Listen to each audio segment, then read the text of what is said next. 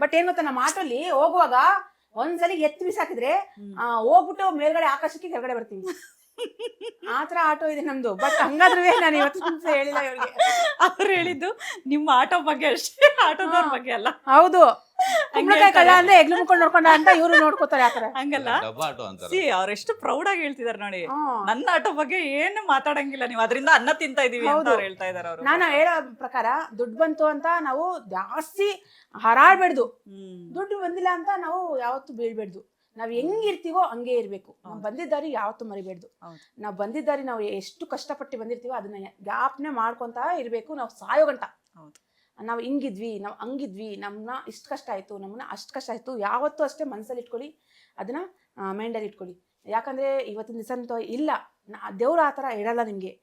ಕೈ ಹಿಡಿತಾರೆ ನಿಮ್ಮನ್ನ. ಇವತ್ತಿನ ಅಂದ್ರೆ ನಾಳೆ ನೀವು 4 ದಿನಕ್ಕೆ ಅನ್ನ ಆಗಬೇಕು, ಆ ಥರ ಶಕ್ತಿ ನಿಮ್ಗೆ ಕೊಡುತ್ತೆ.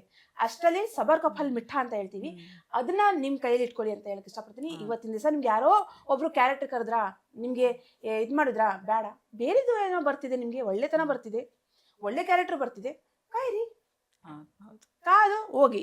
ಏನೇ ಒಂದಾಗ್ಲಿ ಅದು ಒಳ್ಳೆತನದಿಂದ ಆಗುತ್ತೆ, ಏನೋ ಒಂದು ಆಗುತ್ತೆ ಅನ್ನೋದು ಒಂದು ಪ್ರಶ್ನೆನ ನೀವು ಮೈಂಡಲ್ಲಿ ಇಟ್ಕೊಳ್ಳಿ. ನೀವು ಒಳ್ಳೆತನದಿಂದನೇ ಇಂಪ್ರೂವ್ಮೆಂಟ್ ಆಗಿ ನೀವು ಚೆನ್ನಾಗಿರಿ ಅಂತ ಹೇಳಕ್ ಇಷ್ಟಪಡ್ತೀನಿ. ಹೆಣ್ಮಕ್ಳಿಗೆ ಏನೇ ಒಂದು ಮಾಡಿದ್ರು ಹೆಣ್ಮಕ್ಳಿಗೆ ಎತ್ತಿ ಕೈ ತೋರ್ಸೋದೇ ಹೆಣ್ಮಕ್ಳಿಗೆ. ಈ ತರ ಹೆಣ್ಮಕ್ಳು ಹಂಗೆ ಹಿಂಗೆ ಅಂತ ಹೇಳ್ಬಿಟ್ಟು, ಯಾಕೆ ಹೆಣ್ಮಕ್ಳು ಸಹಿಸ್ಕೋತಾರೆ, ಸಹಿಸೋ ಗುಣ ಇದೆ, ಎಲ್ಲದಕ್ಕೂ ದುಃಖ ತಗೋತಾರೆ, ಎಲ್ಲ ದುಃಖನೂ ನಾವು ಮನ್ಸಲ್ಲಿ ಇಟ್ಕೊಡ್ತೀವಿ. ನನಗೆ ಅನ್ಸುತ್ತೆ ಗಂಡ್ಮಕ್ಳಿಗೆ ಒಂದು ಸ್ವಲ್ಪ ಚಿಕ್ಕ ಹೃದಯ, ಹೆಣ್ಮಕ್ಳಿಗೆ ಜಾಸ್ತಿ ದೊಡ್ಡ ಹೃದಯ ಕೊಟ್ಬಿಟ್ಟವ್ರೆ ಅನ್ಸುತ್ತೆ.